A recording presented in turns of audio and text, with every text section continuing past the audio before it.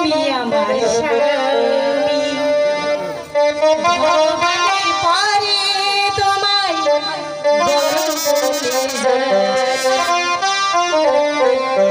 আমি তোমার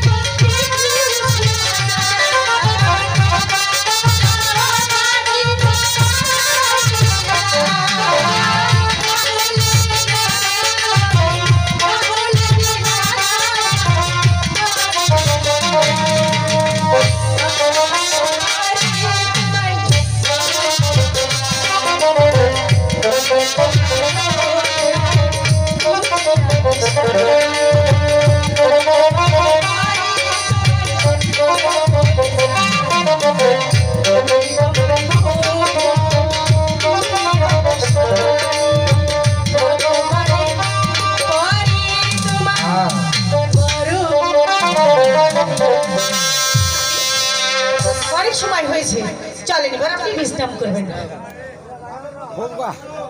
আমি তোমার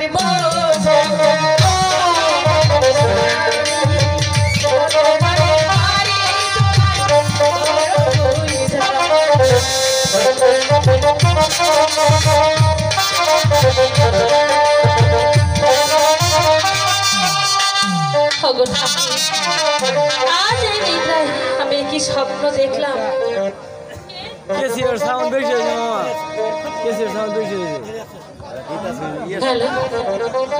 কে যেন এই রাজ্য সিংহাসন লিখে নিয়েছে। আমি কি দিয়ে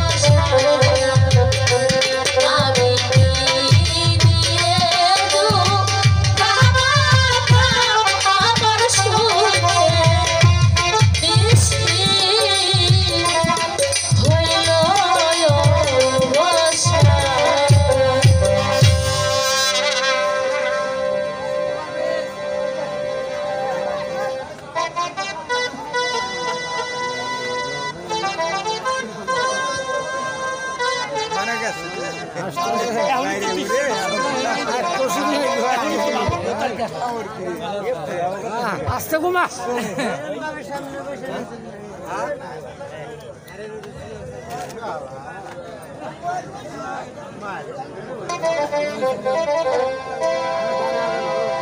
ও মা, মরে যাই মরে যাই, ভিখারিনীর মেয়ে হয়ে আবার সিংহাসনে বসেছে। আলো, আয় আলো, শুনতে পাচ্ছিস না? আলো, কি দিদি, তুমি এমন করে ডাকছো কেন আমার? একেবারে গাটা জ্বলে যাচ্ছে, সিংহাসনে বসেছে আমার শরীর। আয় আলো, এই সিংহাসন থেকে নেমে পড় বলছি। কেন দিদি, আমি আগে এসেছি, তাই এই সিংহাসনের অধিকার তোমার চেয়ে আমার একটু বেশি। তাই আমি সিংহাসন থেকে কিছুতেই নামবো না। শোন, এই সিংহাসনের অধিকার শুধু আমার আছে, তোর নয়। তাই ভালো ভালো বলছি, এই সিংহাসন থেকে নেমে যা। বলছি তো দিদি, আমি সিংহাসন থেকে কিছুতেই নামবো না। শোন, তুই হয়তো জানিস না, যুবরাজ প্রেম কুমার শাদী করার সময় এই রাজ্যটি আমার নামে লিখে দিয়েছে। আর তোকে তোকে কেন এনেছে জানিস? কেন এনেছে? আমার পদ সেবিকার প্রয়োজন ছিল, তাই তোকে এনেছে। দিদি, দিদি বলবি না, আমার শরীর একবারে জ্বলে যাচ্ছে। তুই এখন এই মুহূর্তে এই সিংহাসন থেকে নামবি। আমি তো বল, নামবি বলছি, কিনা? এই সিংহাসন থেকে আমি কিছুতেই নামবো না। তোমার যতটুকু অধিকার, আমারও ততটুকু অধিকার। ও অধিকার, তাহলে তুই ভালো ভালো নামবি না। বলছে তো নামবো না। তাহলে এই আঙ্গুলটা আমাকে ব্যাখ্যা করতে হবে। আর জানি এই মীরা কুমারী খুব ভালো করে জানে তোকে কিভাবে এই সিংহাসন থেকে নামাতে হয়। ভালো ভালো যখন নামবি না, তাহলে এই চাবুক ধরে তোর পিঠে চাটকে ঠেলে দেবে। আহ, বলছি, আহ, বলছি, বেরো না,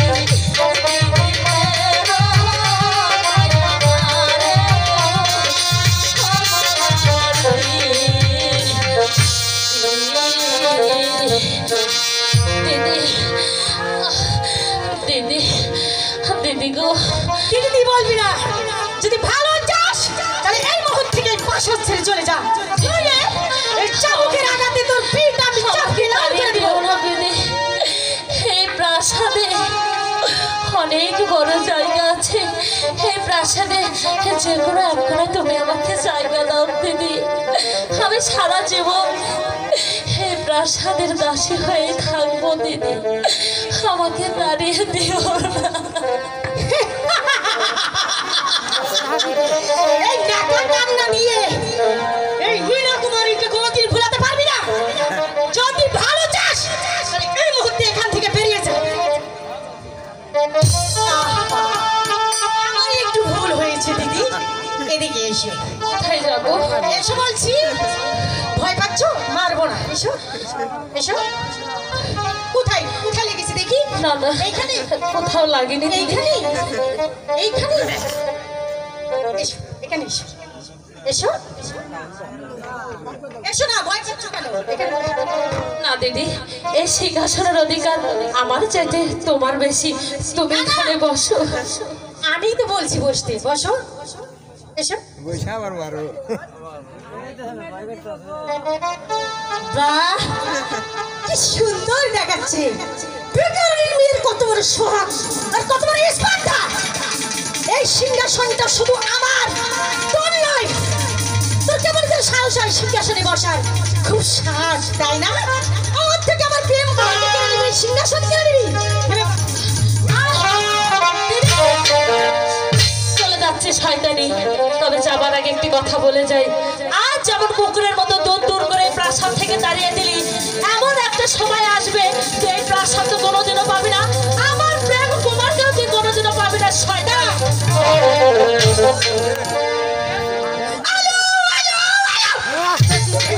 যে করি হোক, আমি এই রাজপ্রাসাদ থেকে তাড়িয়ে ছাড়বো।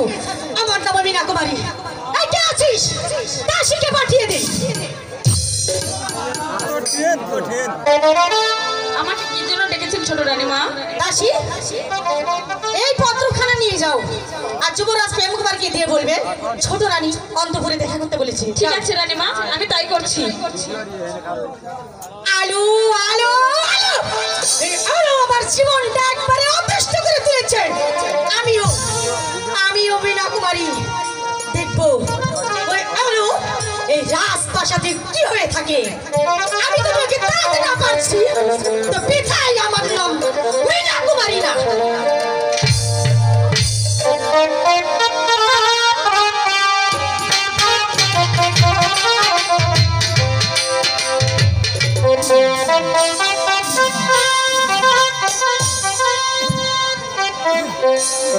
চিন্তা, শুধু চিন্তা। চিন্তা করতে করতে আবার আলোমতি শেষ হয়ে গেল। আর শুধু পদে চলতে শুধু হাহাকার হাহাকার। আর শুধু দেখতে হয়ে আসছে ঘোর অন্ধকার। আমি তো কিছুই বুঝতে পারছি না। আমার মনে হয় আমার ঘরে কোনো অলক্ষী বসবাস করছে। আমি যেদিন হয়তো মীনা কুমারকে বিবাহ করেছি বলে আমি সাদা পাগলের মতো ঘুরে বেড়াচ্ছি। কে জানি আমাকে বলছে অনেক দূরে চলে যাও, অনেক দূরে চলে যাও। মহারাজ, এই নিন একখানা পত্র। ছোট রানী তোমাকে আর কিছু বলেছে? এখনই ছোট রানী তার ঘরে আপনাকে দেখা করতে বলেছে। শোনো দাসী, তুমি ছোট রানীকে গিয়ে বলো এ বড় ছেলে খেলা নয়, এ হচ্ছে রাজ্য পরিচালনা। সে আমাকে পুতুলের মতো নিয়ে খেলবে, আমি তা দিয়ে সহ্য করে দেবে। আর কখনো হতে পারে না। তুমি তোমার সাথে ছোট রানীকে গিয়ে বলো সে আমাকে চাইনি, কোনোদিন সে পাবে না। তুমি তোমার ছোট রানীকে গিয়ে বলো। ঠিক আছে মহারাজ, আমি তাই বলছি।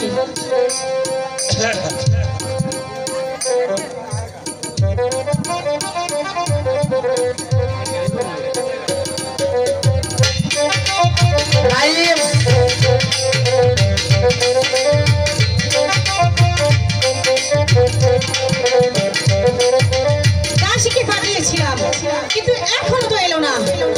তাহলে কি দাসী আমার খবরখানা এখনো পৌঁছাতে পারেনি? ছোট রানীমা, রানীমা, দাসী তুমি এসেছো, বলো যুবরাজ প্রেম কুমার কি বলেছে। এই নিন আপনার একখানা পত্র।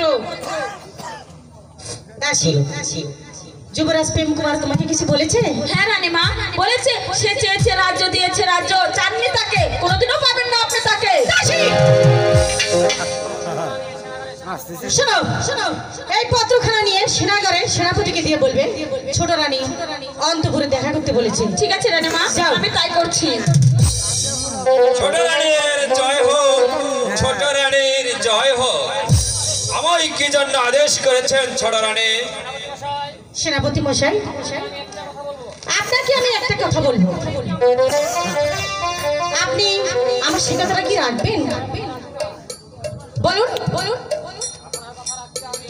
আপনার কথা রাখতে আমি আপ্রাণ চেষ্টা করব। তাহলে বলুন, আপনি মহারাজকে গিয়ে বলবেন বড় রানী একটা চরিত্রহীনা নষ্টা কলঙ্কিনী। এমন অন্যায় আদেশ আমি কখনো পালন করতে পারবো না ছোট রানী। সেনাপতি মশাই, ক্ষমা করুন। সেনাপতি মশাই, আপনি হয়তো জানেন না এই কাজের বিনিময়ে আপনার জন্য কি অপেক্ষা করছে। যা জানি না তা জানতেও চাই না। শোনো সেনাপতি মশাই, এদিকে আসুন। এই কাজটি যদি আপনি ভালো ভালো করে দিতে পারেন তাহলে আপনার জন্য, আপনি তো জানেন যুবরাজ প্রেম কুমার এই অর্ধেক রাজ্য আমার নামে লিখে দিচ্ছে, হ্যাঁ জানি। আর এরই একটু অংশ আপনার নামে আমি লিখে দিব। আর তার সাথে পাবেন, বলুন বলুন, তার সাথে পাবেন এই মীনা কুমারীর রূপ লাবণ্য যৌবন। বলুন আপনি রাজি কিনা? একদিকে রাজ্য, আর একদিকে মীনা কুমারীর রূপ লাবণ্য, পক্ষে নারী, জীবনে এর চেয়ে আর কি হতে পারে? ঠিক আছে ছোট রানী, আমি আপনার কথায় রাজি। আমি জানতাম যে আপনার প্রস্তাবে রাজি হবে না, তাহলে যান। তাহলে এখন আমি যাই মীনা। বন্ধু যাই বলতে নাই, বলুন এখন আসি। আমি তাহলে আসি। আর কথা তোমার মনে থাকবে মীনা? অবশ্যই মনে থাকবে, কেন মনে থাকবে না? যেও না যেও না যেও না রে বন্ধু, যেও না যেও না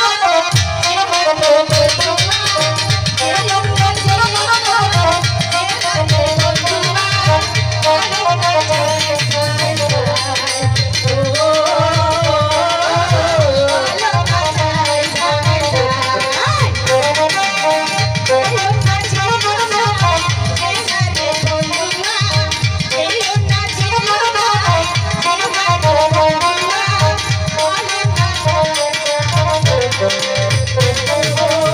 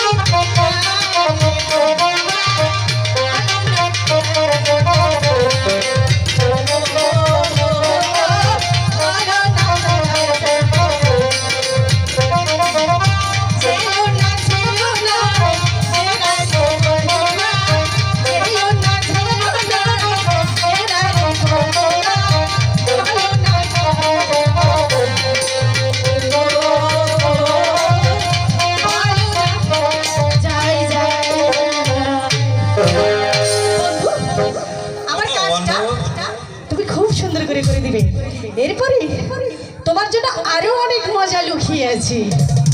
এখন আর তুমি আসতে কথা পারো। আমার মনে থাকবে মীনা কুমারী। ঠিক আছে বন্ধু, আমি এখন আসি। ঠিক আছে বন্ধু। আলো আলো আলো, এই আলোকে আমি রাজপ্রাসাদ ছাড়া করবো। দেখবো এই রাজপ্রাসাদে তুই কিভাবে থাকিস। আমার নাম মীনা কুমারী, আমিও দেখে নিতে চাই কোথাকার জল কোথায় গিয়ে দাঁড়ায়।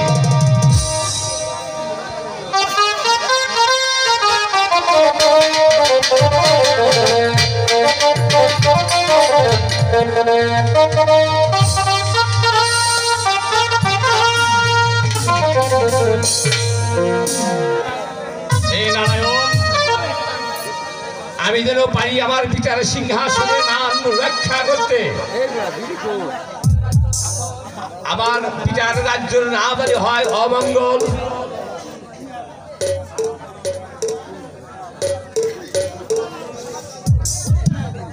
মহারাজের জয় হোক, মহারাজের জয় হোক। এই সেনাপতি মহাশয়, আপনি অসময় এখানে কেন? সেনাকার হইতে কোনো অমঙ্গল ঘটেছে? না মহারাজ, শারীরিক কোনো অমঙ্গল ঘটেনি, কিন্তু এই সেনাপতি মহাশয়, সে কথা বলতে আমার ভয় হচ্ছে।